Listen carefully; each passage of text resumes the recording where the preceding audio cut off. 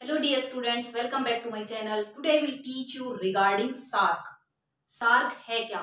South Asian for association regional corporation.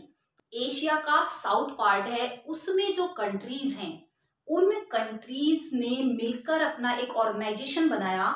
किस लिए बनाया? वो इकोनॉमिकली और पॉलिटिकल डेवलपमेंट के लिए इन कंट्रीज ने मिलकर अपना एक ग्रुप बनाया, अपना एक ऑर्गेनाइजेशन बनाया और उस ऑर्गेनाइजेशन का नाम रखा SAARC. It mean South Asia, यानी कि एशिया के साउथ पार्ट के कंट्रीज का जो ऑर्गेनाइजेशन उसको साउथ एशिया बोलेंगे, सार्क कहेंगे। ये स्टैब्लिश हुआ 8 दिसंबर 1985 और फाउंडिंग कंट्रीज थे 7। प्रेजेंट टाइम में अगर पूछे जाए तो यू विल राइट 8, क्योंकि एक कंट्री और इंक्लूड हो चुका है। और जो 7 कंट्रीज थे वो 7 कंट्रीज कौन कौन से थे दैट टाइम? इट मीन्स 1985 में 7 कंट्रीज कौन से थे और प्रेजेंट टाइम में उसमें नंबर 8 का कंट्री कौन सा इंक्लूड हुआ है?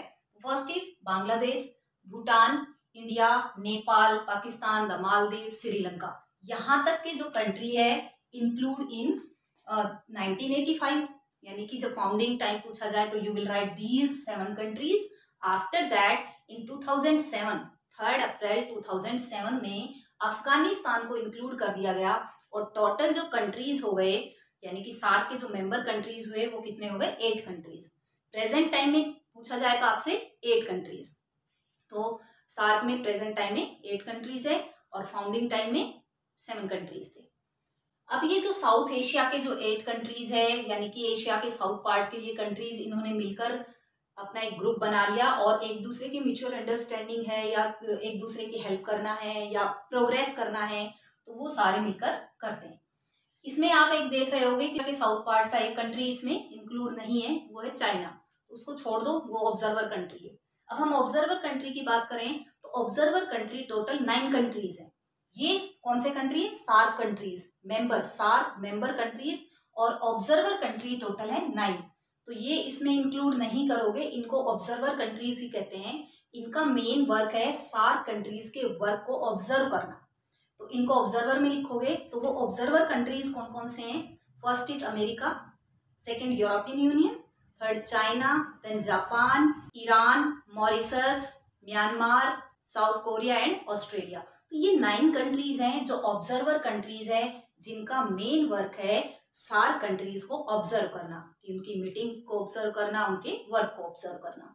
जो सार्क का हेडक्वार्टर है वो काठमांडू में है और हेडक्वार्टर की जो स्टैब्लिशमेंट की गई थी, हेडक्वार्टर की जो फाउंडिंग की गई थी, स्टैब्लिशमेंट की गई थी 16 जन 1987। इसमें जो ये डेट वाले क्वेश्चंस हैं, जो इसमें टाइम पीरियड के क्वेश्चंस हैं, ये आपके 1 मार्क्स में आ सकते हैं। अगर हम वर्ल्ड में total area of SAARC, world में सार्क के एरिया की बात करें, यानी सार्क के जो कंट्रीज है उनका वर्ल्ड में एरिया के अकॉर्डिंग कितना परसेंट है?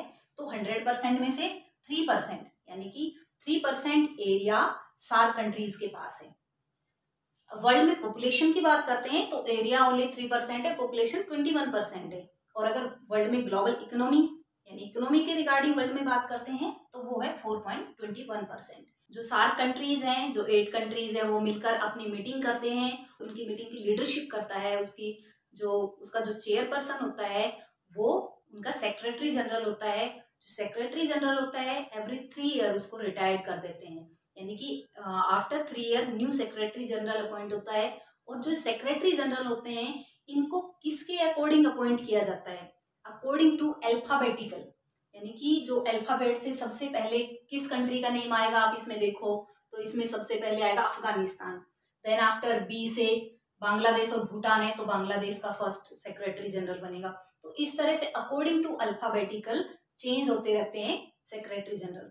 जो इंडिया का सेक्रेटरी जनरल अभी तक 2 मेंबर्स बन चुके हैं, यानी कि 2 इसके सेक्रेटरी जनरल बने हैं। First is in 1989 Shrikant Kishore Bhargava and 2008 mister Shilkant Sharma.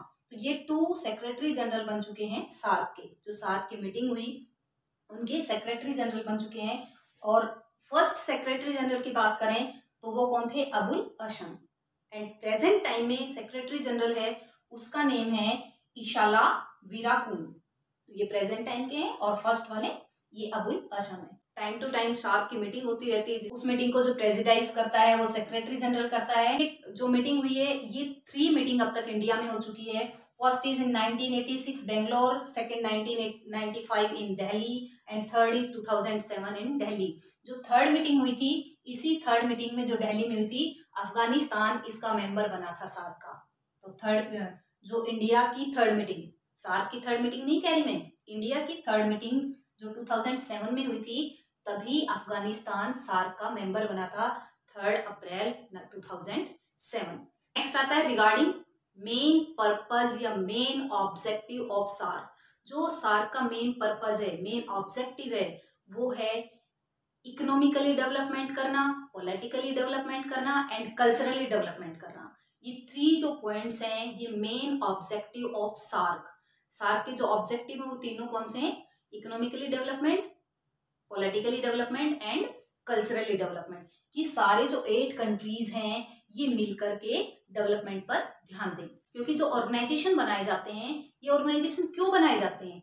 क्योंकि कोई भी इंडिविजुअल कंट्री डेवलपमेंट नहीं कर पाता है, तो जो प्रोग्रेसिव कंट्री है वो क्या करते हैं, अपना मिल करके एक ग्रुप बना लेते हैं। जिस तरह आपने यूरोपियन यूनियन के बारे में पढ़ा था, तो ये एक अल्टरनेटिव सेंटर्स ऑफ पावर बन सके, इसके लिए इन्होंने ग्रुप बनाया। और इस ग्रुप का मेन पर्पज, ऑब्जेक्टिव कौन से, इसका मेन पर्पज या इसका मेन ऑब्जेक्टिव क्या है? डेवलपमेंट करना। लेकिन जो प्रेजेंट टाइम में सार्क के लिए चैलेंज बना हुआ है, वो है इंडिया और पाकिस्तान का डिस्प्यूट। ये सार्क के लिए काफी चैलेंज बना हुआ है। इसके लिए जो सार्क के अनदर कंट्रीज है वो एफर्ट्स करते रहते हैं कि ये जो इंडिया और पाकिस्तान का डिस्प्यूट है, इंडिया और पाकिस्तान की आपस में जो बनती नहीं है, वो किसी तरह से बेटर इनके रिलेशन हो जाए, इनकी जो अंडरस्टैंडिंग है वो मैच हो जाए। मिलते हैं नेक्स्ट वीडियो में नए टॉपिक के साथ। तब तक के लिए ओके बाय, टेक केयर।